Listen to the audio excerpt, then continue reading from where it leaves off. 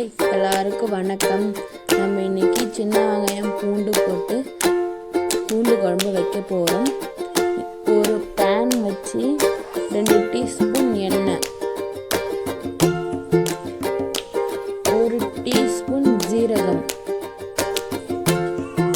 1 teaspoon வெந்தயம், 1 teaspoon மிளகு போட்டு நல்லா ஃப்ரை பண்ணிக்கோங்க. நல்லா ஃப்ரை பண்ணி எடுத்துட்டு 5 பல் சின்ன வெங்காயம், 7 பல் பூண்டு, 1 கொத்து கருவேப்பிலை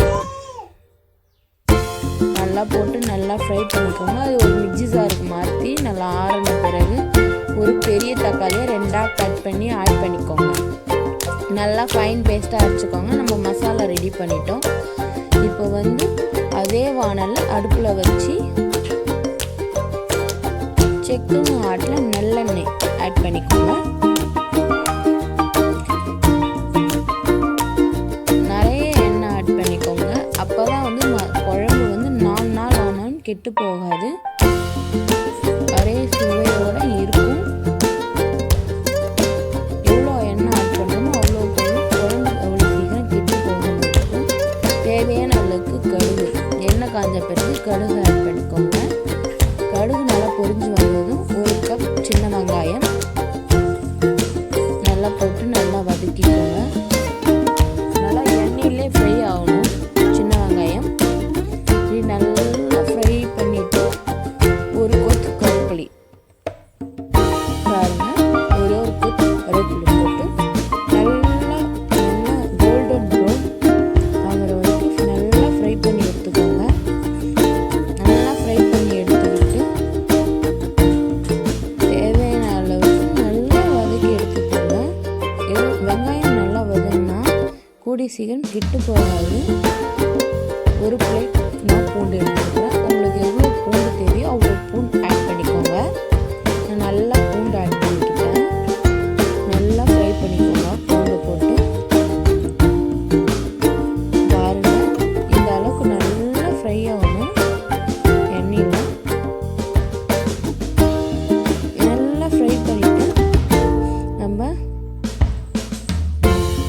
தேவையான அளவுக்கு புளி, நான் ஒரு நெல்லிக்காய் சைஸ் புளி எடுத்துருக்கேன்.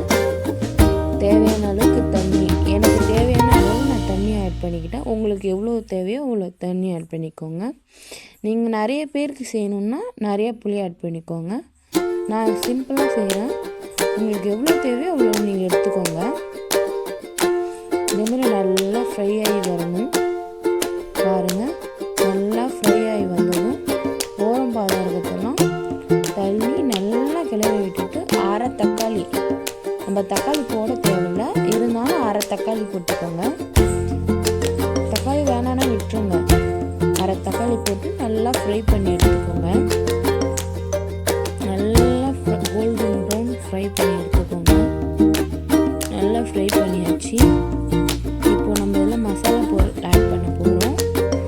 வீட்டில் குழம்பு அரைச்சி வச்சுருக்க மிளகாத்தூள் எடுத்துக்கோங்க. 1 டீஸ்பூன் போட்டுக்கோங்க. பாருங்க, நான் 2 தடவை போட்டுருக்கேன். 1 டீஸ்பூன். ஒரு காஷ்மீரி மிளகாத்தூள் 1 டீஸ்பூன். 1/4 டீஸ்பூன் மஞ்சத்தூள் போட்டுக்கோங்க.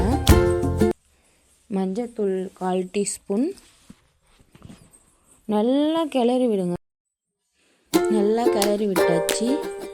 பாருங்கள், நல்லா எண்ணெயில் இதேமாரி மசாலாலாம் நல்லா மசாலா வாட போகிற வரைக்கும் நல்லா அப்படி நல்லா கிளறி விடுங்க. இது பாருங்கள், இதேமாரியே மசாலா வாட போனதும் நம்ம அரைச்சி வச்சுருக்க மசாலா ஆட் பண்ணிக்கோம். மசாலா நல்லா நம்ம ஃபைன் பேஸ்ட்டாக அரைச்சிருக்கோம். நல்லா மசாலா நல்லா ஆட் பண்ணி நல்லா அந்த எண்ணெயிலே வதங்குவோம்.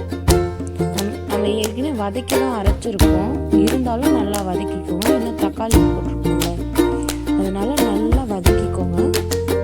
நல்லா கோல்டன் ப்ரௌனில் நல்லா எண்ணெய் திரிஞ்சு வர வரைக்கும் நல்லா வதக்கிக்கோங்க. பாருங்கள் எப்படி எண்ணெய் திரிஞ்சு வருது. நம்ம ஊற வச்ச புளியை நல்லா கரைச்சி எடுத்து ஆட் பண்ணிப்போம். பாருங்கள், உங்களுக்கு தேவையான அளவுக்கு நீங்கள் புளி தண்ணி ஆட் பண்ணிக்கோங்க. இது நல்லா மசாலாவை கூட